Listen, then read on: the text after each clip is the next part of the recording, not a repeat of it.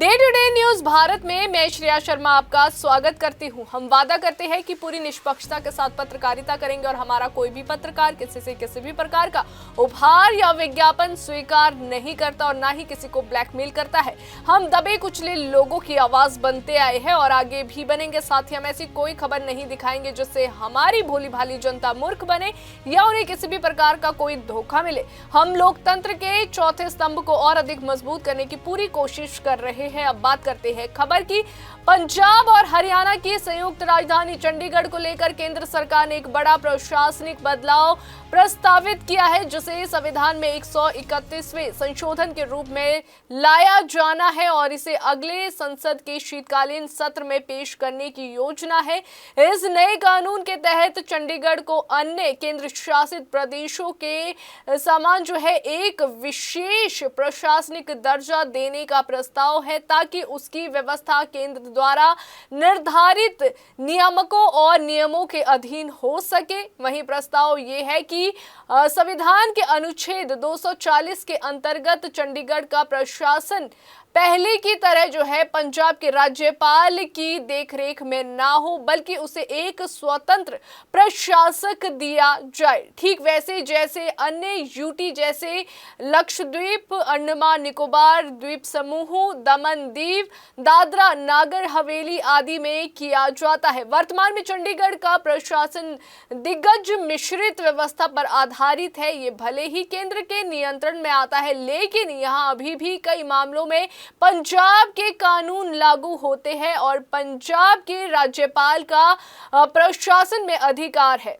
ये नया संशोधन केंद्र सरकार की मंशा को दिखाता है कि वे चंडीगढ़ के प्रशासन को और अधिक केंद्रीकृत करना चाहती है, ताकि केंद्र द्वारा लागू किए गए कानून और नीतियां आसानी से चंडीगढ़ में लागू हो सके। यदि ये प्रस्ताव पारित हो जाता है तो चंडीगढ़ राष्ट्रपति के शासन शैली के अधीन होगा और वहां राष्ट्रपति द्वारा जारी किए गए नियमों को लागू करना आसान हो जाएगा, जैसा कि वर्तमान में अन्य यूटीज में हो रहा है। अगर बात की जाए जहां स्थानीय विधानसभा ना होने की स्थिति में प्रशासक ही केंद्र का प्रतिनिधि होता है। इस कदम से ये उम्मीद की जा रही है कि चंडीगढ़ में शासन और प्रशासन ज्यादा कुशल, संगठित और त्वरित होगा, क्योंकि केंद्र द्वारा बनाए गए नीतिगत निर्णय और सुधारों को लागू करने में विलंब नहीं होगा और स्थानीय विवादों के हल में अधिक केंद्र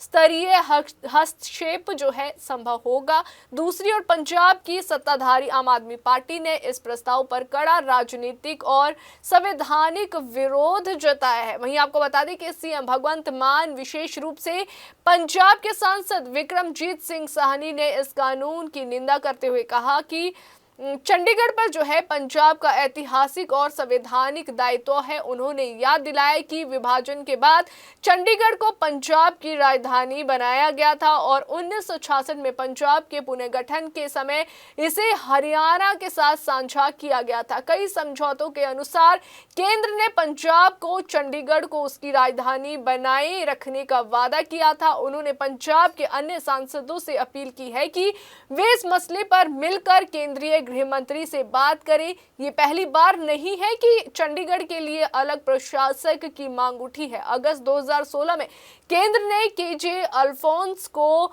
रिटायर्ड ब्यूरोक्रेट और बीजेपी नेता के रूप में चंडीगढ़ का प्रशासक नियुक्त किया था, लेकिन उस समय पंजाब की शिरोमणि अकाली दल की सरकार की तीव्र आपत्तियों के बाद ये फैसला कुछ ही दिनों में वापस ले लिया गया था। इसलिए राजनीतिक स्तर पर ये प्रस्ताव पहले भी हो चुका है, लेकिन तब व्यापक समर्थन न मिलने के कारण आगे नहीं बढ़ा।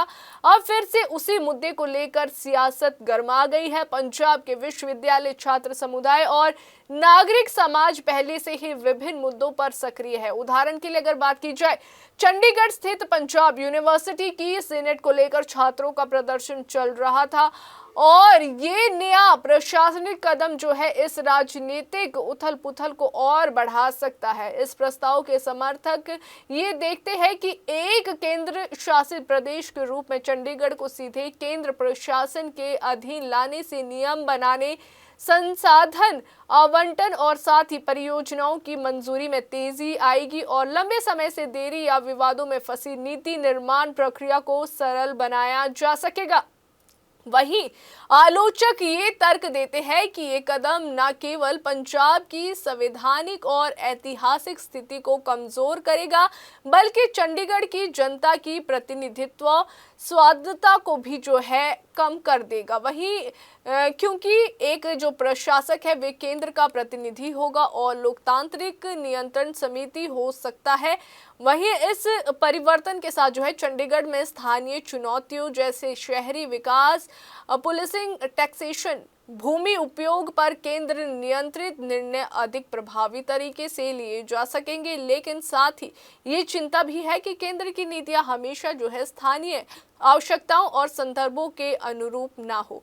ये प्रस्ताव कदम जो है आपको बता दें कि राजस्थान, पंजाब, हरियाणा और केंद्र के बीच संवैधानिक, प्रशासनिक और राजनीतिक गठजोड़ की नई दिशा तय कर सकता है और यदि पारित हुआ तो ये न सिर्फ चंडीगढ़ की राजनीतिक संरचना को बदल देगा बल्कि पूरे क्षेत्र की सत्ता संबंधित जटिलताओं में भी एक नया अध्याय जोड़ देगा। वहीं इसलिए ये मुद्दा सिर्फ प्रशासनिक सुधार नहीं है बल्कि लोकतंत्र, प्रतिनिधित्व और राज्य केंद्र संबंधों का एक संवेदनशील और महत्वपूर्ण परीक्षण बन गया है। और आने वाले संसद सत्र में इस पर होने वाली बहस पंजाब की राजनीति, चंडीगढ़ की पहचान और केंद्र राज्य संबंधों के भविष्य को आकार दे सकती है। वहीं इस पर दिल्ली के पूर्व मुख्यमंत्री अरविंद केजरीवाल ने भी टिप्पणी की है।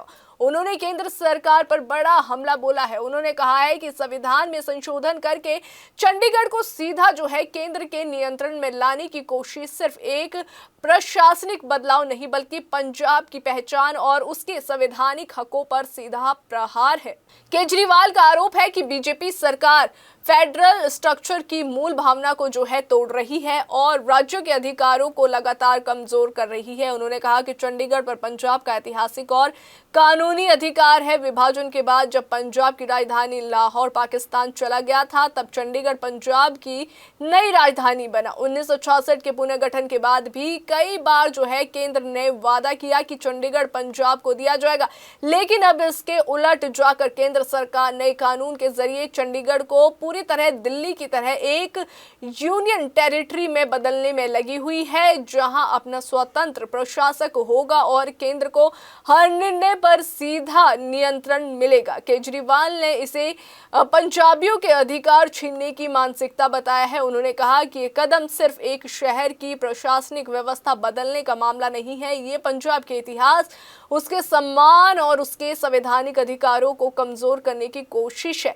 उन्होंने पंजाब के नेताओं से भी अपील की है कि वे राजनीति से ऊपर उठकर इस मुद्दे पर एकजुट हो, क्योंकि ये लड़ाई किसी पार्टी की नहीं बल्कि पूरे पंजाब की है। केजरीवाल ने साफ कहा, पंजाब की पहचान पर हमला बर्दाश्त नहीं किया जाएगा। तो इसी पर सुनील जाखड़ ने भी ट्वीट किया है। उन्होंने कहा कि चंडीगढ़ जो है वे पंजाब का अभिन्न अंग है और हम पंजाब के हित के लिए लड़ते रहेंगे। अभी के लिए फिलहाल इतना ही। देश और दुनिया की ताज़ा खबरें जानने के लिए देखते रहिए day to day news Bharat और हमारे चैनल को लाइक और सब्सक्राइब करना ना भूलें।